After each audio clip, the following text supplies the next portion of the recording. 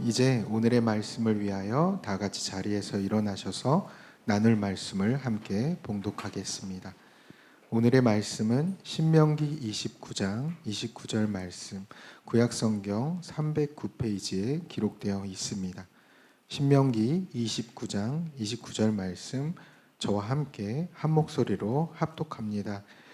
감추어진 일은 우리 하나님 여호와께 속하였거니와 나타난 일은 영원히 우리와 우리 자손에게 속하였나니 이는 우리에게 이 율법의 모든 말씀을 행하게 하심이라. 아멘. 자리에 앉으시겠습니다. 이제 담임 목사님께서 나오셔서 순종을 위한 준비, 하나님의 뜻 분별하기 세 번째라는 제목으로 말씀을 전해주시겠습니다. 할렐루야. 순전한 교회 주일 예배에 참여하시는 여러분 모두를 주님의 이름으로 환영합니다. 우리 옆에 분에게 인사 나누실까요? 잘 오셨습니다. 사랑하고 축복합니다.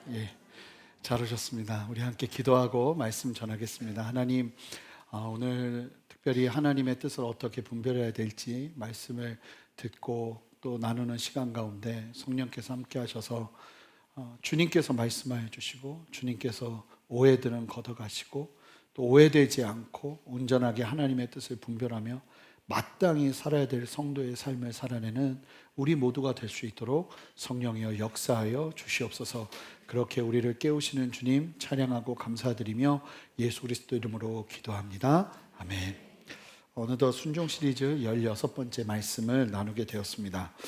하나님의 뜻을 어떻게 분별해야 하는가에 대한 부분을 좀 구체적으로 나누면서 은혜를 누리고 싶습니다. 하나님은 어떻게 우리에게 하나님의 뜻을 보이실까요?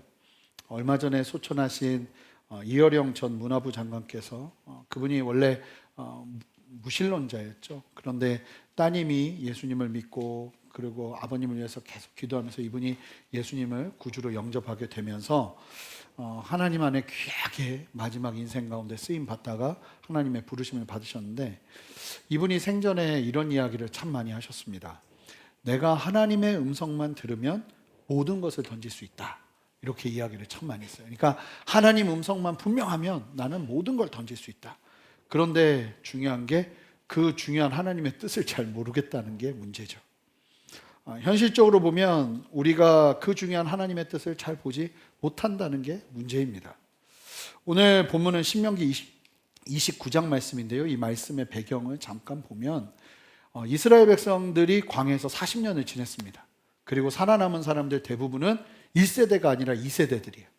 광야에서 태어나거나 아니면 출애굽할 때 아주 어렸던 사람들, 20세 이하의 사람들, 이 사람들이 40년 동안 하나님의 그 인도하심을 견뎌내면서 이제 하나님의 부르심을 따라 새로운 가나안 땅으로 들어가기 전에 하나님께서 마치 언약을 새롭게 이스라엘 백성들에게 가르치시기 위해서 다시 언약을 갱신하는 것처럼 이스라엘 백성들에게 하나님의 뜻을 보이시는 장면이 오늘 본문 말씀이에요. 그러니까 지금 말씀을 듣는 사람들은 어떤 사람들이냐면 이 기적이 일상인 사람들이에요. 아침에 눈을 뜨면 구름 기둥이 보이고 밤에 잠잘 때 되면 불 기둥이 보이고 아침마다 만나가 떡하니 우리의 양식이 되어서 하나님께서 공급하시고 뭐 이런 역사가 막 일어나고 있는 세대들인 거죠. 그런데 그 세대들을 향해서 이 모세가 이야기를 하는데 이런 얘기를 합니다. 신명기 29장 2절에서 4절 말씀 우리 함께 한 목소리로 읽어보겠습니다. 함께 읽겠습니다. 모세가 온 이스라엘을 소집하고 그들에게 이르되 여호와께서 애굽 땅에서 너희의 목전에 바로와 그의 모든 신하와 그의 온 땅에 행하신 모든 일을 너희가 보았나니 곧 그 큰 시험과 이적과 기사를 내 눈으로 보았느니라. 자, 여기까지요. 자, 보시면 그러니까 너무나 많은 기적과 이사를 본 거예요. 하나님의 역사를. 그런데 그 기적을 본 사람들에게 이 모세가 뭐라고 말하냐면 4절 말씀이 충격적인 말씀이에요. 4절 말씀 여러분들이 읽어주세요. 시작.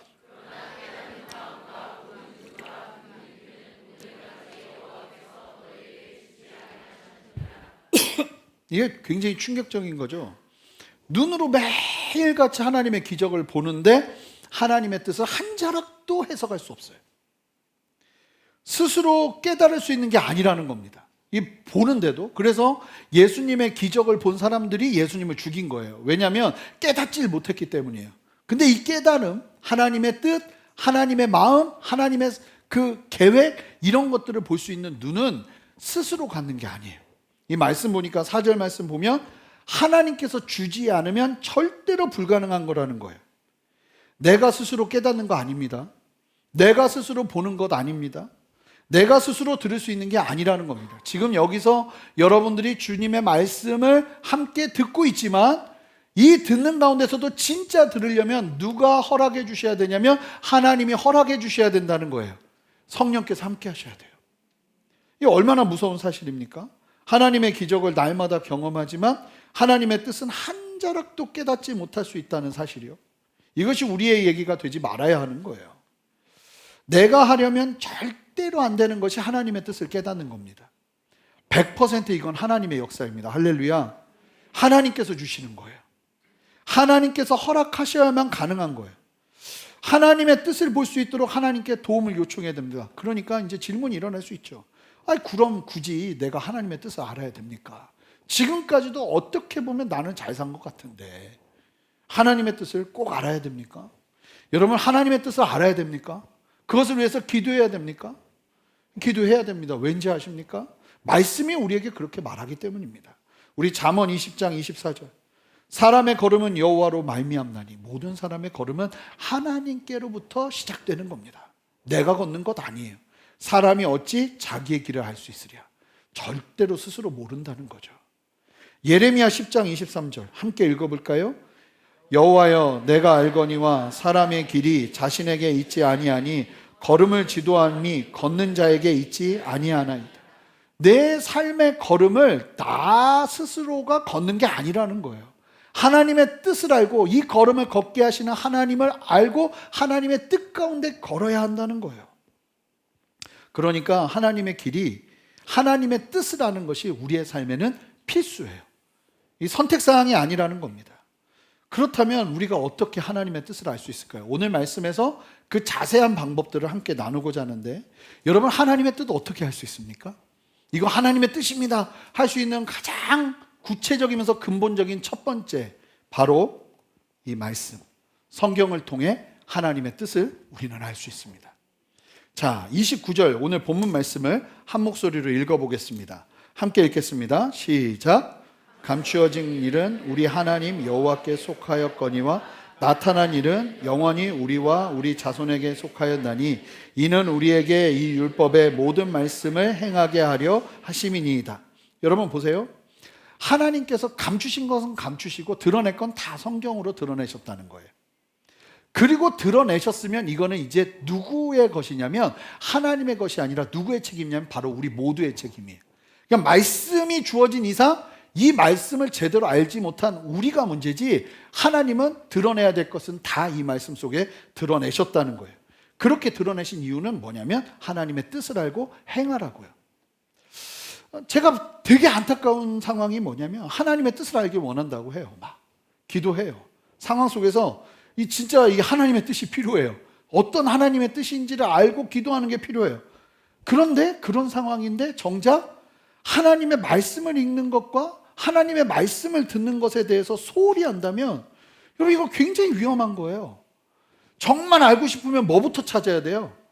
여러분, 만약에 TV가 고장나요? 그러면 저는 뭐부터 찾을까요? 맨 처음에 살 때 있었던 매뉴얼부터 찾죠. 그러면서 무엇이 문제인지를 보는 거예요. 여러분, 우리가 인생의 문제를 만날 때 하나님의 뜻이 필요해요? 그러면 제일 먼저 찾고 헤매야 될 게 어딜까요? 바로 이 말씀인 거예요. 근데 만약에 이 말씀을 사모하고 그 말씀을 향해 목말라하고 마치 목마른 사슴이 시냇물 찾는 것처럼 말씀을 붙잡고 헤매지 않으면 어떻게 하나님의 뜻을 제대로 알 수 있겠어요? 위험해지는 거예요. 여러분, 모든 사람은 그 사람에게 영향을 주는 내면의 세 가지 근원이 있습니다. 모든 사람은. 특별히 우리 성도들은, 보통 사람들은 두 가지일 수 있는데 성도들은 무조건 세 가지의 근원이 있습니다. 첫 번째, 자신의 생각. 두 번째, 사단의 유혹. 그리고 마지막 가장 중요한 성령 하나님의 감동이 있어요. 이게 우리의 마음속에 믹스되어 있는 거예요. 그러니까 어떤 거는 내 생각이고요, 어떤 거는 사단이 우리에게 던져주는 생각이에요. 실제로 여러분 살면서 경험하지 않으십니까? 이 끔찍한 생각이 갑자기 쑥 들어와요. 내가 막 묵상하고 바라고 계획했던 게 아닌데 쑥 들어온단 말입니다.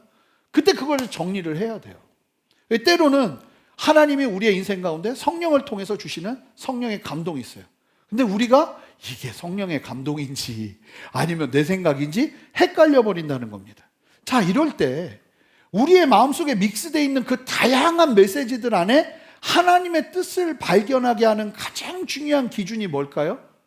성경 말씀을 통해서 우리가 그 기준들을 갖게 되는 겁니다. 그러면 말씀을 계속 읽다 보면 이 말씀 속에서 우리의 내면 가운데 일어나는 수많은 생각들 중에 무엇이 하나님의 뜻인지를 하나하나 깨닫기 시작하는 역사가 일어나요. 그래서 성경이요, 우리의 인생의 절대적인 스탠다드, 기준이 돼야 돼요. 성경을 캐논이라고도 해요. 뭐냐면 가장 절대적인 기준이 된다는 거예요. 여러분, 이 말씀이 여러분들의 삶의 기준이 되시기를 바랍니다. 하나님 뜻을 알고 싶잖아요? 그럼 말씀을 사모하셔야 돼요. 설교 시간에도 여러분 그냥이 아니라 여러분 설교 중에 어떤 내용은 여러분들의 삶에 지금 당장 도움이 되는, 도전이 되는 영역들의 내용들이 있어요. 그런데 제가 만약에 한 40분을 설교한다면 그런 내용이 몇 분이나 될까요? 한 3분? 2분? 1분? 이것도 안 될 수도 있어요. 대부분은 어떤 내용이냐면 진리를 해석해서 여러분들에게 나눠드리는 내용입니다. 근데 이런 말씀들을요, 어떻게 하는 거냐면 그냥 쌓아두는 거예요. 나랑 상관없으니까 오늘은 마음을 닫아야지가 아니라 그렇게 선포되는 말씀들을 막 쌓아놓는 거예요. 제가 이전에 교회에 있을 때 저희 담임 목사님이 독서에 대해서 저에게 얘기를 해주셨는데 제일 멍청한 독서 방법이 목회자들이 인용하려고 책을 읽는 거래요. 사용해 먹으려고. 근데 책은 그렇게 읽는 게 아니라는 거예요. 그분은 책을 진짜 많이 읽으셨거든요. 그러면서 뭐라고 말하냐면 책을 왜 읽냐면 계속 읽고 쌓아두는 거래요. 그러다가 보면 그게 나의 것이 되어서 필요할 때 그 내용들이 튀어나온다는 거예요. 근데 가장 좋은 독서법이 성경이죠. 여러분, 성경 말씀은 그냥 쌓아놓는 거예요. 지금 나에게 필요하지 않아도 그 진리를 쌓아놓다 보면 이것이요, 점점 건강한 기준을 내 안에서 만들기 시작해요. 근데 성경이 없잖아요. 그럼 기준이 없어요. 그냥 넘어지고 내면에 일어나는 말이 이게 원수마귀가 주는 생각인지 모르고 원수마귀가 주는 생각도 하나님의 뜻인 줄 알고 기도하면서 취해버리는 일들이 일어날 수도 있는 거예요. 여러분, 성경에서 말하는 주제가 한정적이죠. 66권의 이야기가 오늘날 얼마나 다양한 이슈들이 새롭게 만들어집니까? 그거에 대해서 성경이 다 말하지 않아요. 그럼에도 불구하고 우리가 이 말씀을 쌓아놓고 있잖아요. 그러면 이 큰 성경의 줄기 원리 안에서 여러 다양한 새로운 상황들을 대처할 수 있는 힘이 생겨요. 그럴 수 있도록 말씀을 새기고 쌓아두시는 저와 여러분 되시기를 주님의 이름으로 축복합니다. 에스겔서 보셨잖아요. 말씀을 배에다 그냥 채워 넣는 거예요.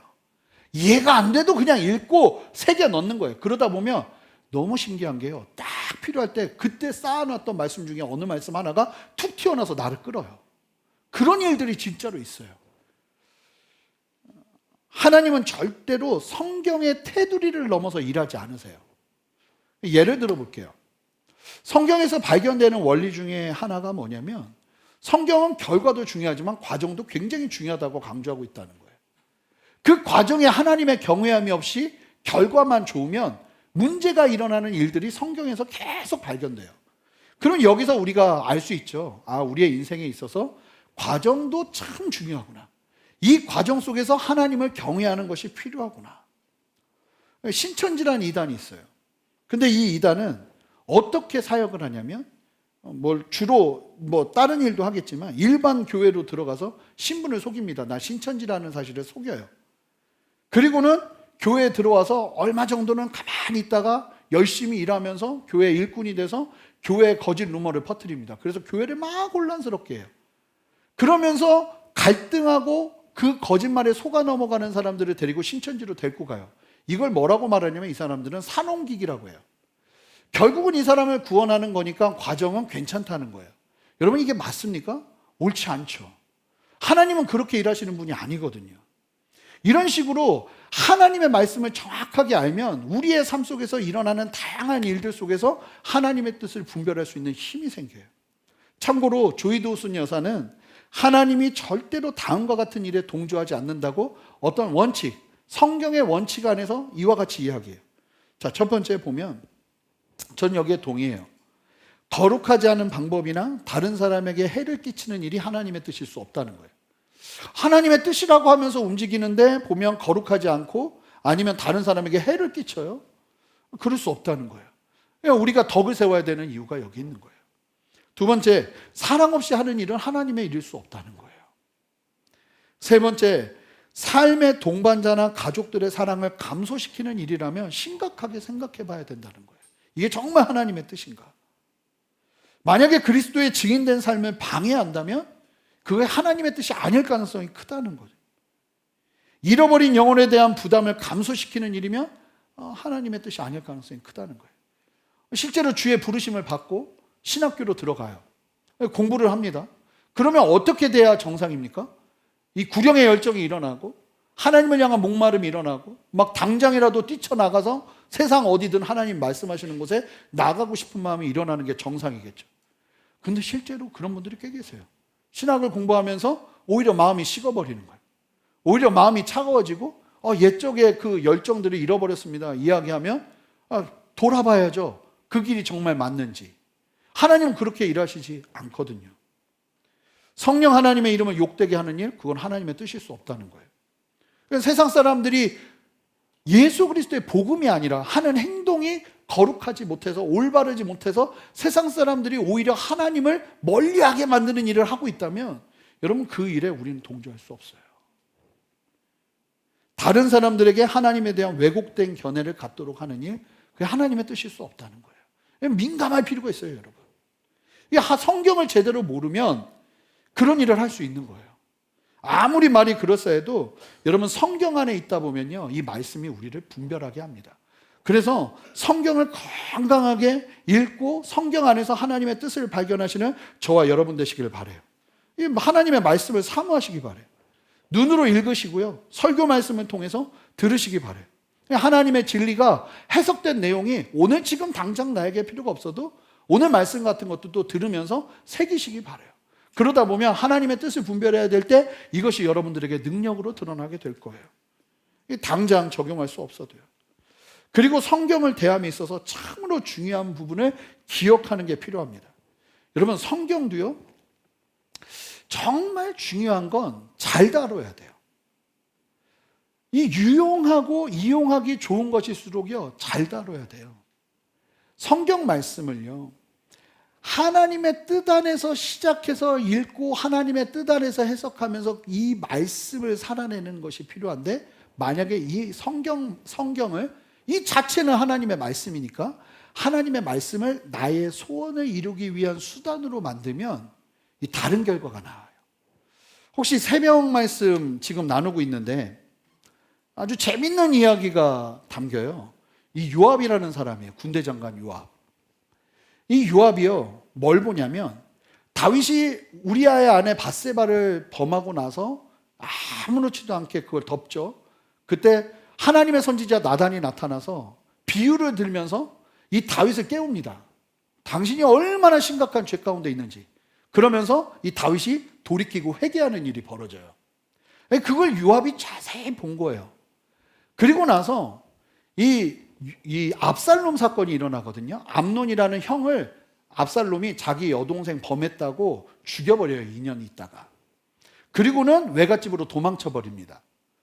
그런데 지금 남은 아들 중에 이 세자로 될 수 있는 가장 강력한 가능성이 있는 아들이 누구였냐면 압살롬이었고, 특별히 압살롬이 굉장히 성경에서 그렇게까지 얘기하는 경우가 없는데 머리부터 발끝까지 너무 아름다웠대요. 그 아름다움은 도대체 얼마나 아름다운 건지 생각이 될 정도로 성경이 그 얘기를 2번이나 해요. 머리부터 발끝까지, 정수리부터 발끝까지 굉장히, 그래서 사람들이 딱 보면 그냥 왕감이네 하는 사람이에요. 이 압살롬에 대해서 다윗이 막 그리워할 때 이 요압이 머리를 씁니다. 왜냐하면 여기서 압살롬을 내가 왕을 설득시켜서 데리고 오면 압살롬이 왕되고 나서도 내 자리가 유지될 수 있는 거예요. 그러니까 나의 뜻을 이루기 위해서 근데 사용하는 방법이 뭐냐면 나단이 했던 것과 똑같은 행동을 해요. 하나님이 하시는 일들 같이 딱 꾸며서 비유를 들어가며 다윗을 설득시킵니다.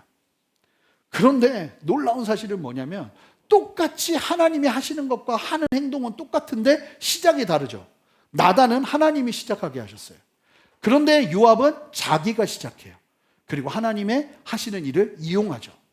결과가 어떻게 되냐면 이 나단 선지자가 있을 때는 다윗이 온전하게 회개하고 돌아오는데 이 요압이 한 행동 때문에 압살롬을 데리고 오는 일, 그리고 그 다음에 일어나는 일들이 이 일 때문에 이게 원인이 되어서 나중에 보면 압살롬이 아버지를 죽이려 하고 반란을 일으키는 단초를 여기서 제공합니다.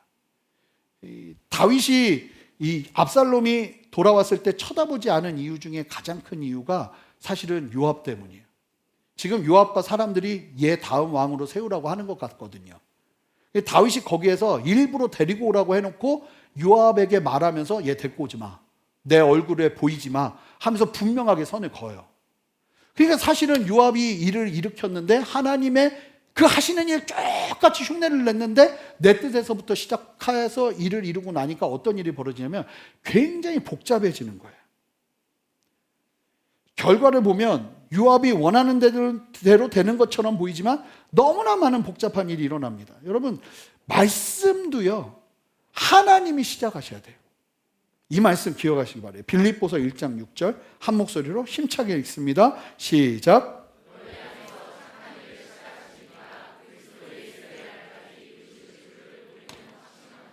여러분, 시작도 하나님이 하셔야 돼요.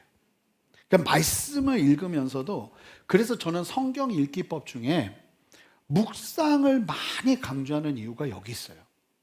내가 읽고 싶은 말씀이 아니라 그냥 그 말씀 자체를 생각과 모든 것들을 내려놓고 그냥 읽는 거예요. 읽다가 하나님이 주시는 감동 안에서 그 내용을 적용하기 시작하죠.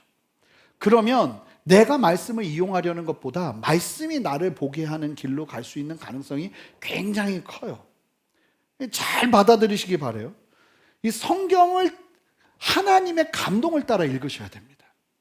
성령 앞에 길을 열고, 그러니까 항상 말씀을 읽을 때 하나님, 내가 말씀을 읽는 것이 아니라 성령께서 나로 하여금 말씀을 통해 나를 볼 수 있도록 성령님 이 시간 역사해 주십시오. 나에게 눈을 열어 주십시오. 그러면서 하나님의 말씀을 읽어야 돼요. 그러니까 안 그러고 나의 의지로 읽고 나의 욕심을 위해서 그 말씀을 인용하고 사용하면 요압처럼 되는 거예요. 이게 되게 위험한 게 뭐냐면, 만약에 제가, 그럴 리는 없지만 제가 막 하고 싶은 게 있어요.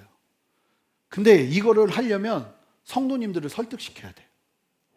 그러기 위해서 거기에 딱 적절한 말씀을 하나를 갖고 와서 인용을 하면 아무도 모르세요. 물론 영적으로 특별하신 분들은 알 수도 있겠지만 아무도 몰라요. 이게 위험한 거예요. 그래서 만약에 내가 원하는 대로 이 말씀을 나눠서 일을 하잖아요. 그러면 어떤 결과가 일어나느냐? 요압 같은 결과가 일어난다는 거예요. 내가 하나님의 말씀대로 한 것처럼 보여지는데 일어난 일들을 보면, 여러분, 하나님의 일은요 언제나 단순하고 쉬워요. 근데 언제나 또 그렇다고 하지만 항상 예외는 있을 수 있지만, 그럼에도 불구하고 일반적으로 단순하고 쉬워요. 그런데 내가 하나님의 말씀대로 움직인 것 같은데 왜 내 삶 속에 이렇게 복잡하고 어지러운 일들이 벌어졌을까? 그렇다면 여러분, 동기를 살펴볼 필요가 반드시 있다는 거예요. 내가 정말 이 일의 시작이 하나님인가 나인가? 만약에 하나님이 아닌 나라면 회개할 필요가 있는 것이죠. 말씀은 요술램프처럼 이용하는 것이 아니라 말씀은 나의 인생의 길이 되어야 하는 겁니다. 그래서 여러분, 그런 마음으로 이 말씀을 대하시기를 바라요. 성경 속에서 하나님의 뜻을 발견하는 거예요. 성경 속에서 하나님의 음성을 듣는 거예요. 이게 가장 건강해요. 둘째로, 하나님은 어떻게 말씀하시는가? 우리에게 보는 것을 통해서 말씀하십니다. 제가 지난주에 말씀드린 것처럼 꿈, 환상, 자연, 이런 걸 통해서 말씀하세요. 꿈에 대해서는 지난주에 언급했고, 여러분, 하나님은 환상을 통해서도 말씀하십니다. 이 사도행전을 보면 환상을 보는 사람들이 여럿이 나오는데 그 중에 대표적인 사람이 베드로랑 바울이에요. 이 베드로랑 바울에게 환상을 보이시는데 왜 환상을 보이셨는가? 이 두 사람에게 보이는 환상에 공통점이 있어요. 첫 번째, 베드로는 지붕에서 묵상하며 기도하는 중에 뭐가 보입니다. 기도하는 중에. 하늘에서 음식이 내려오는 환상을 보았죠. 그 환상을 통해서 베드로의 고정된 선민사상이 깨집니다. 이게 그러니까 꿈하고 굉장히 좀 비슷하다고 볼 수 있죠. 하나님이 말씀하셔도 안 깨지니까 하나님이 특별히 눈으로 보게 하시면서 그 안 깨지는 영역을 깨뜨리시는 거예요. 바울에게는요, 2차 전도여행 중에 1차 전도여행 때 갈라디아 지역으로 전도여행을 다녔어요. 근데 갈라디아 지역에서 전도여행을 다니다 보니까 거기서 예수 믿는 사람들이 일어나는 거예요. 그러니까 여기서 바로 옆에 아시아 쪽으로 2차 전도여행을 가려고 했습니다. 그러니까 이게 바울의 계획이었어요. 그런데 하나님의 뜻은 어디 있었냐면 이 아시아를 뛰어넘어서 마게도냐, 빌립보 지역부터 시작해서 마게도냐 전체 지역, 오늘날로 따지면 그리스 지역에 복음을 전하기를 원하셨어요. 근데 바울이 가지고 있는 생각이 너무 확고한 거예요. 아시아. 그러니까 하나님이 어떻게 하시냐면 환상 속에 보이시면서 바울이 기도하고 막 있는데 환상 중에 마게도냐 사람들이 와서 우리를 도와주시오, 와서 우리를 도와주시오 하는 환상이 보이는 거예요. 그러면서 하나님의 뜻이 마게도냐 빌립보에 있구나 하면서 마찬가지로 그 생각이 깨뜨리는데 그 환상이 사용되지는 걸 봐요. 그러니까 하나님이 때로는 우리가 기도할 때 그와 같이 역사하실 수 있는 거예요. 그러니까 하나님 앞에 그 두 가지가 있어요. 환상이 있고 내가 딴 생각하는 게 있어요. 설교를 듣다가 환상이라고 오해하시면 안 돼요. 여러분 지금 딴 생각하실 가능성이 큽니다. 만약에 진짜 환상 가운데 하나님이 역사하신다면 물으셔야 돼요. 하나님 뭡니까? 이게 뭡니까? 사도행전 18장에 보면 때로는 하나님이 이렇게 환상을 주세요. 18장에 보면 바울이 고린도에서 복음을 전하다가 반대를 너무 심하게 당해요. 막 무시를 너무 심하게 당하는 거예요. 위축돼요. 게다가 고린도라는 도시 자체가 워낙 강력한 도시다 보니까 거기서 복음을 전하는데 이게 일체 통하지 않는 거예요. 고린도에서는 특별히 헬라 방법으로 안 하고 오직 복음으로만 복음을 전하기로 결정했거든요. 근데 그러기 시작하니까 오히려 열매가 일어나는 게 아니라 극심한 환란이 오는 거예요. 그때 하나님께서 환상을 보이세요. 왜요? 베드로가 계속 해야 되니까. 자, 18장 9절 함께 읽어보겠습니다. 읽습니다. 시작. 밤에 주께서 환상 가운데 바울에게 말씀하시되 두려워하지 말며 침묵하지 말고 말하라. 분명 자주 있는 일은 아니죠. 그런데 바울에게 뭐라고 말하냐면 너 계속 해야 된다. 이게 그냥 격려로는 안 되는 거예요. 그러니까 하나님께서 아주 막 뭘 보여주시면서 직접 나타나시는 것처럼 환상 가운데 역사하시면서 바울을 깨우는 거예요. 너 계속 이거 해야 돼. 넌 지금 잘하고 있어. 하는 격려가 하나님의 환상 중에 역사되는 거예요. 저는 환상을 한 번 봤어요. 한 번. 여러분 환상이라는 게 무슨 환상 속에 뭐 이런 거 아니에요. 하나님이 갑자기 보여주시는 어떤 그림이 있는 거예요. 저는 한 번 봤어요. 제가 한 번 나눴었던 적이 있잖아요.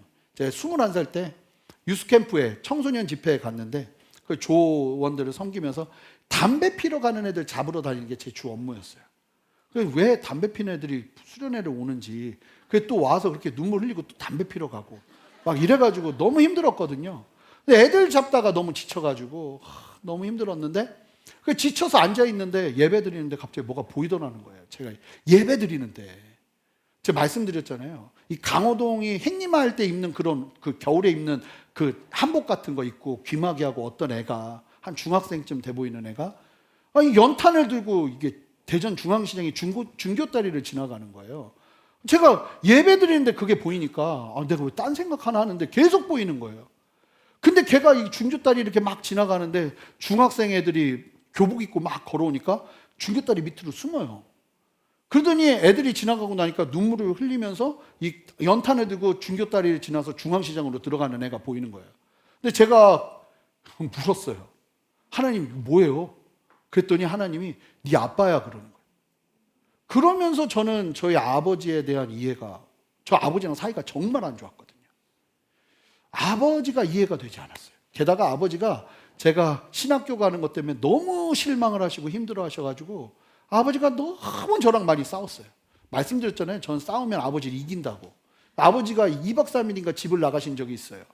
아들이 아버지를 내쫓는 경우는 드뭅니다. 그러니까 얼마나 이게 보통이 아니겠어요.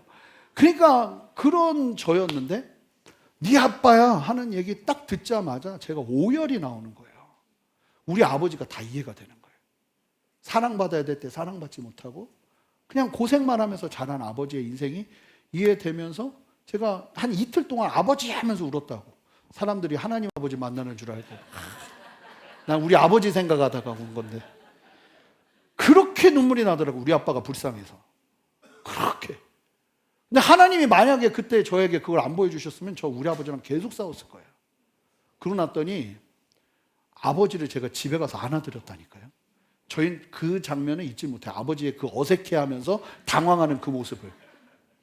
맨날 나랑 싸우던 그 자식이 갑자기 막 눈물을 글썽이면서 아버지를 안아드리니까 하나님이 너무 목회하는데 이 상처가 크니까 이게 뛰어넘어서 역사하시는 역사가 있더라고요. 근데 자주 있냐? 자주 보면 병원 가셔야 됩니다. 자주 없어요. 근데 하나님이 때로는 그렇게 보여주시면서, 그래서 제가 말씀드리잖아요. 막 뭐 보이면 물으라고요. 묻는데도 아무 대답이 없으면 딴 생각하고 있는 거예요. 빨리 정신 차리고 예배에 집중하시기 바랍니다. 할렐루야. 저는 자연을 보면서도 하나님의 뜻을 많이 봐요. 전 특별히 힘들고 내 힘으로 이렇게 벅찬 상황을 만나잖아요. 그러면 저는 그냥 무작정 좀 갑니다. 가서 산만 보고 가만히 있어도 힘이 나요. 하나님의 메시지가 막 들려요. 하나님의 뜻이 보여요. 저 산도, 저 하늘도, 저 바다도, 저 강도 하나님이 다 지으셔서 적재적소에 사계절 인격적으로 정확하게 역사하시는데, 여러분 어떻게 자연을 보고 하나님을 안 믿을 수 있죠? 이게 어떻게 저절로 됩니까? 인격이라는 건 저절로 되지 않습니다. 저절로 놓는 순간 인격이라는 것과 규칙과 질서는 무너지게 되어 있습니다. 누군가가 절대적으로 붙들고 있다는 거예요. 그걸 보고 있으면 힘이 나요. 야, 하나님이 나를 지키시지. 그래, 내가 저 이 땅을 다스리시는 하나님이 나를 지키시지 하는 힘을 얻을 때가 있어요. 그래서 저는 하나님의 뜻을 듣기 위해서 자연으로 갑니다. 여러분들에게 그런 자리가 있어요. 봐야 될 자리가 있어요. 그런 자리를 찾아가시는 저와 여러분 되시기를 바랍니다. 셋째, 하나님은 듣는 것을 통해서 하나님의 뜻을 보이십니다. 실제로 들리기도 할 수 있는 것 같아요. 저는 없어요, 한 번도. 근데 제가 얘기하지만 이게 자주 들린다 이러면 환청의 가능성이 크니까 병원에 가서 약을 드셔야 돼요. 근데 정말로 실제로 음성을 듣는 경우가 있더라고요. 근데 일반적이진 않으니까 이걸 강조하고 싶지는 않아요. 하나님 때로는요, 타인과의 대화를 통해서 하나님이 우리에게 말씀하세요. 특별히 목회자와의 나눔, 아니면 믿는 사람들과의 이야기, 신앙 안에서 형성된 관계들 속에서의 이야기가 나에게 하나님이 주시는 메시지일 수 있어요. 심지어는 믿지 않는 사람도 우리에게 하나님의 메시지를 전할 수 있는 것 같아요. 그 이야기를 듣다가 이거 주님이 지금 나한테 저 사람 입 통해서 말씀하시는구나 하는 걸 들을 때가 있는 거죠. 제가 목회자로 이렇게 성도님들을 상담하다 보면 저도 경험하는 게 뭐냐면요, 이게 제 머리에서 나오는 얘기가 아니에요. 얘기하다 보면 하나님이 지금 나에게 이분 들으라고 말씀하시는구나 하는 게 보여요. 그럼 얘기하잖아요. 그러면 또 성도님들이 딴 때보다 더 집중해서 듣는 게 보여요. 지금 하나님이 일하고 계시는구나. 저는 하나님이 일하시는 게 보이죠. 그렇게 하나님이 때로는 사람들의 말을 통해서, 그래서 저는 중요한 결정을 해야 될 때나 이야기를 할 때 그냥 기도만 하지 않아요. 제 믿음의 멘토들, 함께 상의해야 될 분들과 이렇게 이야기하다 보면 제가 기도하면서는 볼 수 없었던 이야기들을 들어요. 그러면서 함께 기도하는 것이죠. 여러분, 이런 건강함이 있으시길 바라요. 그리고 또 은사를 통해 전달되는 하나님의 뜻이 있습니다. 예를 들면 지혜의 말씀, 지식의 말씀, 예언 같은 은사들. 근데 여러분, 예언은 기억하셔야 될 게, 예언의 은사는 사람을 통해서 이루어지는 일들이기 때문에 이거를 비율로 말하면 그렇지만, 저는 아무리 뛰어난 예언 사역자라고 해도 그 사람의 입에서 나오는 예언의 선포가 한 몇 퍼센트 이루어질까? 전 30% 이상은 아니라고 봐요. 70은 아닐 수 있는 거예요. 여러분, 그 예언에 목숨 걸지 마세요. 그냥 참고로 듣는 거예요. 그리고 하나님은 그럼에도 불구하고 하나님의 일을 그 30을 통해서 하시기 때문에 역사하시는 것이죠. 사람은 불완전해요. 그리고 어찌 보면 항상 하나님의 뜻 가운데 있을 수 없어요. 그 사람의 컨디션과 상황에 따라서. 제가 예전에 크리스 해리슨 목사님이라고 영국 분이세요. 지금은 살아계신지 모르겠어요. 근데 그분이 영국 분이신데 성경을 외워요. 그래서 대부분은 이 성도님이 누가 이렇게 기도받으러 오면 시편 몇 장 몇 절 이래요. 그러면 그걸 펴서 읽으면 다 울어요. 그냥 그 말씀이 지금 나한테 말씀인 거예요. 너무 기가 막히게. 제가 이제 저희 소그룹원에 데리고 들어가면 잠언 몇 장 몇 절 딱 이러면 잠언 몇 장 몇 절 딱 펴면 그냥 울고 있어요. 그리고 나도 보면서 기가 막혀. 이거 어떻게 알지? 하나님이 하시는 은사가 그렇죠. 그분이 저한테 미래에 대해서 얘기를 잘 안 하는데 제가 24살일 때 저한테 예언을 해줬어요. 뭐라고 하냐면 너가 조만간 전국을 다니면서 말씀을 전하게 될 거라는 거예요. 근데 제가 그때 24살이었어요. 그래서 웃었죠. 그런데 1년 지나서 다시 만날 때 제가 어떻게 하고 있었냐면 예배 강의를 하고 돌아다니고 있었어요. 그러니까 성취가 된 거잖아요. 너무 신기했죠. 감사했고 하나님이 이런 식으로 나에게 격려하시는구나. 그 다음에 또 만났어요. 그때 이분이 신이 나셨는지 저한테 더 예언을 해주시더라고요. 그러면서 저한테 너는 이제 원주로 가서 원주에서 대학생들이 일으키는 캠퍼스 사역자가 되라. 그러길래 제가 기도해보고 그 크리스 해리슨 목사님한테 그랬어요. 앞으로 다시는 나에게 예언하지 마세요. 나는 안 들을 겁니다. 그리고 안 갈 거예요. 그랬더니 막 웃더라고요. 맞다고. 그것도 잘하는 거라고. 그러고 나서 이제 한참 있다가 만났어요. 탈북사역 하는 데서 전 찬양인도 하고 있는데 말씀 전하러 왔더라고요. 그랬더니 날 기억하고 너 그때 안 듣는다고. 그래서 나 이제 기도 안 해줄 거야. 딱 그러는 거예요. 그래서 나도 좋다고 해주지 말라고. 네. 근데 제가 여러분 원주로 안 갔어요? 제가 벌 받았겠어요? 절대요. 하나님은 가장 중요한 건 나에게 말씀하세요. 아멘. 여러분들이 그 건강함이 있어야 돼요. 사람들에게 끌려다니시면 안 돼요. 여러분들 안에 이미 성령이 함께 하십니다. 그걸 무시하면 안 돼요. 그래서 그런 부분들에 대해서 그래서 너무 그걸 막 기억하고 막 녹음해 놓고 막 필사해 가지고 그거를 막 걸어 놓고 말씀을 필사하세요. 그걸 왜 필사해? 말씀을 필사하세요. 말씀. 할렐루야. 말씀 외에는 필사할 거 없어요. 사람 입에서 나오는 거 은사지만 그게 절대적이진 않아요. 그리고 틀릴 때도 많아요. 그러면 틀렸구나 하고 또 그걸 무시하면 안 돼요. 또 때로는 저도 중요할 때 같이 기도하는 분들의 그런 기도에 도움을 받습니다. 그게 나쁘지 않아요. 하지만 절대적일 수는 없어요. 그렇게 열어놓고 하나님의 뜻을 분별하는 거예요. 그리고 네 번째, 환경을 통해서 하나님은 하나님의 뜻을 보이십니다. 잘 보시면 초대교회가 성장하면서 아주 어찌 보면 위험천만한 일을 해요. 그게 뭐냐면 이방의 복음을 전하는 것이었어요. 이 개념 자체가 없었거든요. 이방에 왜 복음을 전해? 필요가 없어요. 왜냐하면 하나님은 이스라엘만의 하나님이신데 왜 복음을 전해? 근데 성령께서 계속 감동을 주시는 거예요. 그래서 시리아의 안디옥 교회가 세워지고 안디옥 교회 사람들이 이방인에게 복음을 전하기 위해 전도행팀을 한번 만들어보자. 그러면서 바울과 바나바와 마가를 세워서 1차 전도행을 보냅니다. 근데 여기서 이들이 뭘 보냐면 하나님의 환경을 여시는 거예요. 그리고 이방인들이 실제로 유대인들과 똑같이 예수님을 구주로 영접하고 방언도 받고 그걸 부인할 수가 없잖아요. 하나님의 역사가 똑같이 보여지니까. 그러면서 이 유대인들과 똑같이 하나님의 백성이 되기 시작하는 걸 보면서 이들이 환경을 통해서 하나님의 뜻을 발견해요. 뭐예요? 하나님은 예수님은 유대인들만을 위해서 죽으신 것이 아니라 온 열방의 사람들을 하나님께 돌아오도록 하기 위해서 돌아가신 것이구나. 그 진리를 깨닫고 이방 선교의 문이 열립니다. 만약에 갔는데 이방인들이 예수님을 믿지 않고 아무런 역사도 일어나지 않고 그랬다면 이들은 또 다른 뜻을 봤을 거예요. 아니구나. 근데 환경을 통해서 하나님이 여시니까 그렇게 역사하시는 거예요. 그럼 부르심을 확인하고 하나님의 뜻을 확인하는 방법 중에 중요한 것은 중요하니까 막 뭐가 나오네요. 중요한 것은 여러분 환경을 보는 겁니다. 환경. 하나님의 일하심이 환경 속에서 확인되는 거예요. 제가 예전에 이 자비랑 선교하는 선교단체에서 살았는데 그때 공동생활비를 제가 직접 내야 됐어요. 20년 전이니까. 공동생활비가 얼마였냐면 9만 원에서 11만 원 정도였어요. 그리고 내가 돈을 내고 내가 돈을 어디서든 공급받아서 사역하고 먹고 살아야 되는 거죠. 그런데 보면 어떤 분들은 그 9만 원도 들어오지 않는 분들이 계세요. 몇 년 동안. 그러면 저희가 뭘 하냐면 만나서 돈을 못 냈기 때문에가 아니고 부르심을 확인해 보라고 그래요. 왜냐하면 너를 자비랑 선교사로 부르셨다면 환경이 함께 할 건데 환경이 함께 하지 않잖아요.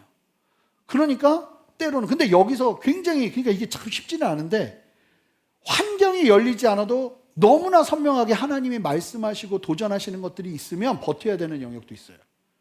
제가 되게 은혜 받았는데, 새벽 예배 때도 한번 나눴는데, 이 강준민 목사님이 설교하시는 내용을 들었는데, 이분이 6년 동안 아무 열매가 없었더라고요. 개척하고 6년 동안 아무 열매가 없으니까 사람이 우울증에 걸리고 목회자가 공황장애 가오더래요.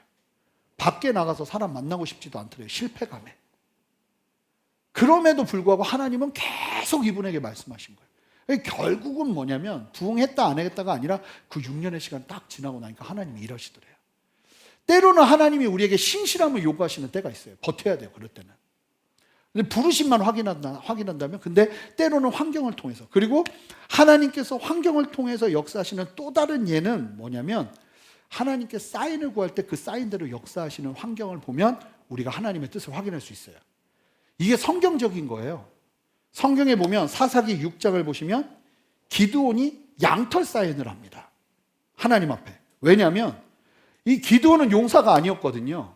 이 타작마당에서 몰래 이렇게 밀가 부르면서 먹고 살던 사람이었어요. 근데 갑자기 하나님의 용사가 딱 나타나더니, 와, 강한 용사여 일어나 이스라엘을 이끌고 나가서 미디안과 싸워라 이러니까, 아니 전쟁에 용사면 모르겠는데 저 같은 사람한테 갑자기 너 특수부대 이끌고 나가서 뭐 북한과 싸우고 돌아와라 이런 말이 됩니까? 그러니까 이 기드온이 기가 막히는 거예요. 싸울 줄도 모르는데 나한테 강한 용사라고 하고 이스라엘 백성들 끌고 가라니까 기드온이 하나님 앞에 순종은 해야겠는데 너무 모르겠는 게 이게 진짜 하나님의 뜻이면 하면서, 그러니까 사인을 구해요. 그 말씀이 뭐냐면 사사기 6장 36절 40절이에요. 자 보세요. 저를 따라서 한번 보세요. 기드온이 하나님께 여쭈어 이렇게 묻는 거예요. 주께서 이미 말씀하신 같이 내 손으로 이스라엘을 구원하시려는 것이 확실하다면 사인을 구해요. 보소서, 내가 양털 한 뭉치를 타작마당에 두리니 만일 이슬이 양털에만 있고 주변 땅은 마르면, 무슨 얘기냐면 타작마당에다가 양털, 물 금방 흡수하는 양털을 깔아놓는 거예요. 그리고서 만약에 내일 아침에 왔는데 이슬이 양털에만 있고 땅은 뽀송뽀송하면 내가 하나님의 뜻인 줄 알겠습니다. 딱 그런 거예요. 그랬더니 하나님이 그대로 말씀한 대로 너는 싸워야 된다는 걸 보이시기 위해서 보여주세요. 그랬더니 그대로 된지라. 38절 보세요. 중요한 게 뭐냐면, 이러면 말을 들어야 되는데, 기드온이 일찍 일어나서 양털을 가져다가 그 양털을 이슬을 짜니 물이 그릇에 가득하더라. 양털만 물이 있는 거예요. 기드온이 여기서 한 번 더 물어요. 왜냐하면 너무 불편하거든요. 이 불가능해 보이는 일이거든요. 하나님의 뜻이 맞는지 묻는, 하나님 노하지 마세요. 한 번만 더 물을게요 하더니 사인을 또 구해요. 내가 이번만 말하리이다 그러면서 뭐라고 말하냐면, 이번에는 반대로 양털을 깔아놓고 다음날 봤을 때 땅은 축축한데 양털은 뽀송뽀송하면 이제 내가 하나님 뜻인 줄 알겠습니다. 사인을 구한 거예요. 그랬더니 40절, 밤에 하나님이 그대로 행하시니 곧 양털만 마르고 그 주변 땅에는 다 이슬이 있더라. 이 사인을 보고는 기드온이 용기를 얻어서 하나님의 뜻에 순종해요. 이처럼 하나님의 뜻을 알기 위해서 사인을 구하는데, 하나님께서 그 사인에 하나님의 뜻을 알 수 있도록 역사하신다는 거예요. 이런 일이 있을 수 있어요. 근데 또 이런 말씀 듣고 맨날 사인만 구하려 하면 안 되는 겁니다. 정말 사인을 구하고 기도했다면, 근데 제가 보니까 위험한 게 뭐냐면, 사인은 정말 절대적일 때 해야 돼요. 왜냐하면 아닌 경우에도 순종해야 되기 때문에 그래요. 그러니까 아무 때나 사인 이상하게 구하시면 안 돼요. 만약에 잘 헷갈리시면 저에게라도 와서 물으시고 작정기도 들어가세요. 보니까 하나님 앞에 사인을 구했는데 아무 일도 일어나지 않으면 하지 말아야 되잖아요.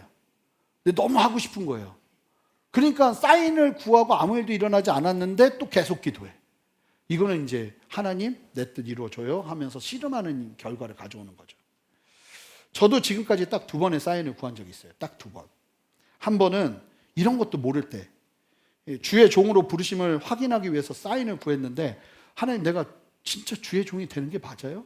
주의 길 가는 게 맞아요? 너무 무서운 거야. 아버지는 죽인다고 그러고 온 가족이 다 싫어하고 내가 미쳐서 지금 이러나 싶은 생각이 갑자기 들고, 그래서 너무 무서우니까 하나님 앞에 고등학교 3학년 때 사인을 구했어요. 하나님 정말 살아계시면 나에게 보여달라고. 내가 그러면 걸을 수 있겠다고. 그랬더니 하나님이 너무 무섭게 정확하게 보여주셨어요. 근데 그 길을 갔고, 두 번째는 제가 유학 때 5년째 되는 때 너무 힘들었어요. 먹고 사는 것도 너무 힘들었고 정말 너무 내가 거지 같았어요. 그리고 주의 종이 이렇게 거지 같아서 되나 하는 생각이 너무 많이 일어났어요. 하나님 앞에 화가 났어요. 네 돈 때문에 이렇게 막 애달려서 사는 게 나는 아닌 것 같고, 하나님 앞에 사인을 구했어요. 만약에 내가 정말 주의 종이 돼서 주님의 길을 가야 되는 게 맞다면 하나님 남은 2년을 먹여 살려주세요. 내가 그걸 경험하면 더 이상 뒤돌아보지 않고 주님에서 살겠습니다. 제가 좀 마음 상태도 극한에 처해 있었죠. 그렇게 기도했단 말이에요. 근데 2년 동안 제가 나눈 적이 있지만 어떻게 했어요? 하나님이 이 사인이라는 걸 보여주시더라고요. 왜냐하면 미국 정부가 나를 먹였으니까요. 오바마 대통령께서 나를 먹여 살려주셨어요. 그래가지고 저는 그렇게 2년을 지낸 거예요. 그러고 나니까 부인할 길이 없죠. 만약에 제가 그때 진짜 아무 일도 일어나지 않고 쫄쫄 굶는 상태에서 더 이상 걸을 수 없는 걸음을 걷게 됐으면 저는 그만뒀어요. 진짜로. 제 성향상. 근데 하나님이 진짜 얘 꼭 써야 되는구나 하는 게 있으셨나 봐요. 그러니까 하나님 그 말도 안 되는 기적을 일으키시더라고요. 그리고 먹이시더라고요. 무섭더라고요, 한편으로는. 그러고 나니까 그 다음 걸음에서 이제 담대해지기 시작하는 거죠. 격려도 되고. 사인은 많이 구하실 필요 없어요. 정말 필요하다면 그렇게 환경을 통해서 하나님의 뜻을 보는 것도 필요하죠. 그런데 중요한 것이 있는데요. 여러분 뭐냐면 지금 말씀드린 보는 것, 듣는 것, 그 다음에 이런 환경을 통해서 말씀하시는 것, 이것을 통해서 하나님의 뜻을 매일마다 구분하는 건 위험한 거예요. 이거는 가끔 있는 일이에요. 이 가끔 있는 일을 일반화하면 위험해지는 거죠. 로또 복권을 맨날 바라고 사는 거랑 똑같으니까. 그러면 다섯 번째, 우리가 일반화해서 하나님의 뜻을 분별하는 가장 좋은 방법은 다섯 번째, 우리의 내면이 받는 인상들을 통해서 하나님의 뜻을 아는 겁니다. 자, 고린도 후서 1장 22절 말씀 한 목소리로 읽어보겠습니다. 함께 읽겠습니다. 시작.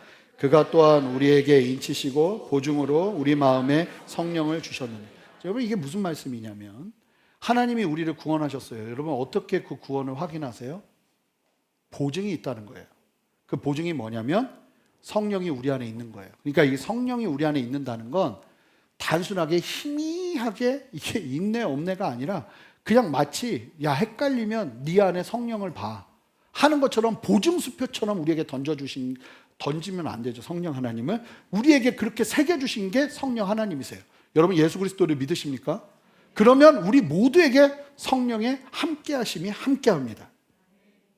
그렇다면 우리 내면에 일어나는 강한 확신과 평안, 성령의 촉구나 제지, 인상이나 느낌들에 민감하실 필요가 있어요.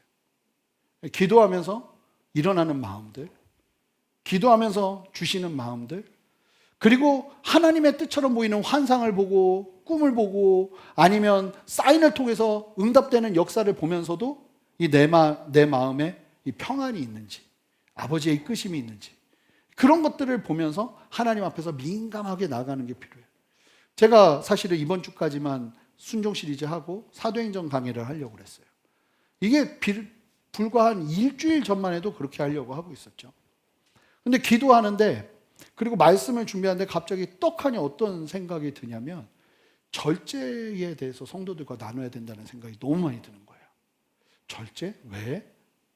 하나님의 뜻에 순종하면서 살아가는 우리의 신앙생활에 있어서 정말로 중요한 게 절제인데 이 절제에 대한 분명한 이해가 우리 모두에게 필요하다. 그리고 이 세상 속에서 절제하지 않고 사는 게 얼마나 위험한지를 우리가 알 필요가 있다는 마음 막 드는 거예요. 그러면서 다른 아이디어들이 막 떠오르는 거예요. 저는 그건 주님 마음이라고 봐요. 그리고 노선을 바꾸는 거죠. 아마 상반기 여름 지날 때까지는 계속 이런 시리즈로 갈 것 같아요. 그리고 하반기부터 사도행전을 시작해야 될 것 같아요. 왜 그런지 모르겠어요. 그냥 주님 주신 마음이에요. 그게 하나님 뜻인 줄 어떻게 하냐고 하면 나는 할 말 없어요. 그냥 내가 경험해온 길이에요. 하나님 안에서 또 순종하며 나가면서 하나님이 하시는 일들을 보는 거죠. 단지 하나님이 주신 생각인데 그 생각을 쫓아서 가다 보면요. 저는 설교를 하면서 이 강해 설교를 하니까 계획을 안 하잖아요. 그냥 말씀이 준비된 대로 말씀을 나누는데 너무 많이 경험해요. 이게 사람이 경영하는 게 아니에요. 하나님이 그때그때 필요한 말씀들을 우리에게 딱 주시는 거예요. 그러니까 그 감동과 하나님이 주시는 생각을 우리가 간과할 수가 없는 것이죠. 특별히 여러분 그렇다 해도 한 가지 주의하셔야 될 게, 하나님이 주시는 확신이 너무 정확하다 해도 하나님이 말씀하셨다는 말은 하지 마세요. 그러는 순간 여러분들은 하나님을 등에 업고 일하기 시작합니다. 사람들도 거절하면 안 돼요. 야, 정말 좋은 건 마이클 비클이라고 아이압은요 굉장히 은사주의 사역을 하는, 위험하다고 말할 수 있는 곳이에요. 어찌 보면 그런 얘기까지 나오는 곳이에요. 그런데 그분도요, 그 대표 되시는 목사님도 뭐라고 그러냐면 하나님이 말씀하셨다는 말을 사용하지 않는다는 거예요. 어떤 젊은 사역자가 계속 하나님이 나에게 가라사대 하나님이 말씀하셨습니다 이런 얘기를 계속해서 불렀다는 거예요. 네가 하나님께 말씀하셨다고 이야기하면서 네 말에 힘을 실는 거 아니냐. 멈춰라. 우리가 하나님이 말씀하셨다는 얘기를 쉽게 하면 안 돼요. 그저 하나님이 나에게 이런 감동을 주셨습니다 하면서 나아가는 거. 그렇게 나아가다 보면 하나님이 정말 역사하시는 경우도 있고 틀리는 경우도 있어요. 그러면 여러분 틀리면 어떻게 하시겠어요? 저는 제가 참 존경하는 목사님이 저에게 가르쳐 주신 게 있어요. 제가 그분께 물었어요. 목사님, 만약에 내가 하나님의 뜻인 줄 알고 순종했는데 이 산이 아닌 개배하면 어떻게 합니까? 그랬더니 그러셨어요. 허허허 웃으래요. 그리고 또 물으래요. 그냥 우리는 그런 존재라는 거예요. 여러분 하나님, 그리고 정말 중요한 게 뭔지 아세요? 하나님의 뜻이 분명해서 그 일들을 해도, 제가 사인 얘기했잖아요. 제가 아는 형님이 자매를 만나는데 사인을 구하더라고요. 그래서 무슨 사인을 구하나 봤더니 다음날 빠삐용무늬 옷을 입고 오게 해주세요. 사인을 구한 거예요. 내가 너무 기가 막혀서, 아니 누가 요즘 빠삐용 옷을 입냐고, 아무도 안 입는다고 그랬더니 하나님께 난 사인을 구했다는 거예요. 그래서 제가 거기까지 쫓아갔다는 거 아니에요. 진짜 어떻게 나타나나 보려고. 그래서 그 형님하고 함께 이렇게 기다리고 있었어요. 저기서 올 텐데 기다리고 있는데 너무 놀란 거예요. 왜 놀란지 아세요? 빠삐용이 걸어오고 있더라고요. 자매님이 빠삐용 옷을 입고, 그래서 교제를 시작했어요. 자, 그럼 하나님의 뜻이 분명하죠. 사인 구했으니까 사인대로 역사 됐으니까. 자, 그런데 제가 질문 드려볼게요. 결혼했을까요? 결혼하지 않았을까요? 안 했어요? 안 했어요. 왜? 그 되게 혼란스러웠어요. 근데 여러분 하나님의 뜻은요, 하나님의 뜻대로 순종하는 것에 대한 결과를 우리가 상상하면 안 돼요. 하나님이 이스라엘 백성들에게 가나안으로 이끌겠다고 하고는 광야로 이끄세요. 우리는 그 걸음을 다 이해할 수 없어요. 하지만 그 순종의 과정에서 배워야 될 게 있었던 것이죠. 하나님이 그 자매다라고 말씀하신다고 해서 그 자매가 내가 결혼까지 해야 될 사람이 아닐 수도 있는 거예요. 근데 우리는 어떻게 생각하냐면 하나님의 뜻하면은 결과까지 다 책임져 주셔야 된다는 생각을 하고 기대를 해요. 아니라는 거예요. 여러분 그저 순종하는 것에 기뻐하세요. 그러면서 걷다 보면 하나님의 진정한 뜻이 내 삶 가운데 막 보이기 시작하는 거예요. 마지막으로 하나님의 뜻을 온전하게 분별하기 원한다면 순종의 자리를 선택하시기 바랍니다. 제일 좋은 건 순종하다 보면 하나님의 뜻이 제일 잘 보입니다. 순종 안 하는 사람은 하나님의 뜻을 확인할 길이 없죠. 여러분 하나님 앞에 주시는 그 감동과 주시는 인도하심과 하나님의 뜻이 선명하다면 그 앞에서 순종하시기 바라요. 영적인, 그러니까 참 재밌는 것이 주님의 이끄심들, 그 영적인 감각에 실제적인 내 삶을 헌신하는 거잖아요. 근데 나중에 보면 그 보이지 않는 것에 순종했는데 나중에 보면 내가 본 것보다 더 신실하게 하나님이 인도하시는 인도하심을 봐요. 그러고 나면요, 불확실해 보이는 그 하나님의 뜻에 내 삶을 올인하는 게 익숙해집니다. 여러분들 안에 그 익숙함이 있으시기를 주님의 이름으로 축복해요. 그러니까 인생 살면서 반드시 하나님의 뜻을 발견해야 돼요. 그리고 어떤 분들은 오늘 말씀 들으시면서 아시겠지만 이미 하나님의 뜻을 보이셨는데도 무시하며 살았을 수도 있어요. 여러분 성령을 멸시하면 안 되고 성령을 무시하면 안 되고 하나님의 뜻을 무시하면 안 돼요. 여러분 귀를 여셔야 돼요. 하나님은 우리에게 하나님의 뜻을 보이시고자 오늘 말씀처럼 애를 쓰십니다. 그냥 우리가 노력만 하면, 귀만 열면 하나님은 우리에게 하나님의 뜻을 보이세요. 그리고 그 뜻 앞에서 순종하며 나아가는 것입니다. 우리 함께 일어서시겠습니다. 우리 이 찬양을 좀 하면서 기도하기 원하는데요. 나의 가는 길 주님 인도하시네. 그는 보이지 않아도 날 위해 일하시네. 주 나의 인도자 항상 함께 하시네.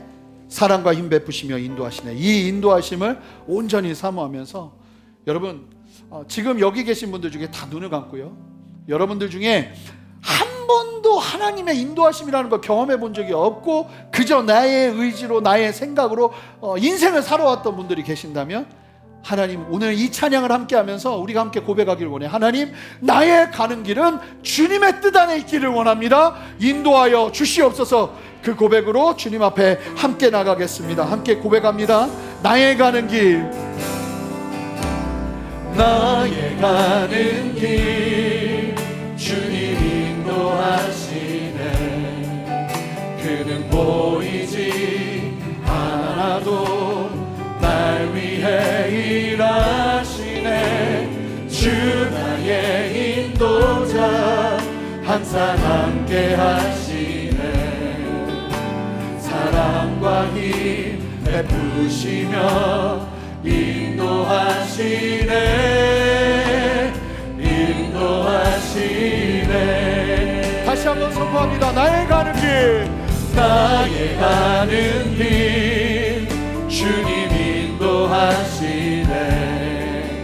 그는 보이지 않아도 날 위해 일하시네. 주 나의 인도자 항상 함께 하시네. 사랑과 힘 베푸시며 인도하시네. 인도하시네. 선포합니다. 광야에 길을 만드시고 날 인도해. 사막의 강을 만드신 것 보라. 선포합니다. 하늘과 땅 변해도 주의 말씀 영원히 내 삶 속에 새 일을 행하리. 우리 두 손 듭시다. 나의 가는 길, 나의 가는 길 주님 인도하시네. 그는 보이지 않아도 날 위해 일하시네. 주 나의 인도자 항상 함께 하시네. 사랑과 힘 베푸시며 인도하시네. 인도하시네. 우리 함께 주님 앞에 기도하며 나갈 때, 하나님, 내 인생이 하나님의 뜻 가운데 인도하심을 경험하며 걸어내는 인생이 되기를 원합니다. 주님과 함께하는 몸이 되기를 원합니다. 하나님, 기도가 있게 하여 주시옵소서. 하나님 앞에 묻게 하여 주시옵소서. 하나님의 뜻을 듣게 하여 주시옵소서. 하나님, 나를 인도해 달라고. 하나님, 이제 내가 내 힘대로 살지 않게 하노라고. 하나님의 뜻을 구하며 살게 하노라고. 함께 두 손을 들고 주님의 이름 한번 크게 부르며 한 가지 이 기도 제목으로 나아갑니다. 함께 기도합니다. 주여, 주님 우리 안에 역사하시는 주님을 찬양합니다. 하나님, 우리의 삶에 하나님의 뜻 가운데 있기를 원합니다. 하나님의 말씀 가운데 있기를 원합니다. 하나님 앞에 묻기를 원합니다. 주여 보여주시옵소서. 주여 가르쳐 주시옵소서. 우리의 삶이 정결하길 원하고 이전하는 주님의 말씀을 원합니다. 하나님의 뜻을 지키기를 원합니다. 하나님 우리에게 역사하시는 오늘도 나에게 말씀하시는 하나님을 신뢰하며 주 앞에 서기를 원하오니 주여 은혜 베푸시고 함께하여 주시옵소서. 세전에 가시는 주님을 찬양하오니 하나님, 우리를요 우리에게 주의 뜻을 보여주시옵소서. 하나님의 뜻을 구하며 나아가는 인생 되기를 원합니다. 하나님, 나의 의지가 되게 하니 아버지의 뜻 가운데서 순종하기를 원하오니 주님 보게 하시고 가르쳐 주시옵소서. 깨닫게 하여 주시옵소서. 하나님의 뜻을 보게 하여 주시옵소서.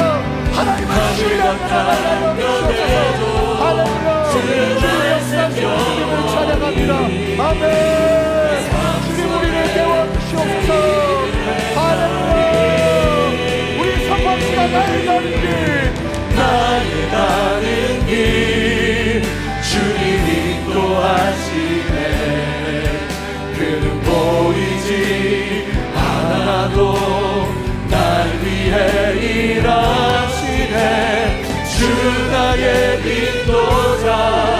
항상 함께 하시네. 사랑과 힘 베푸시며 인도하시네.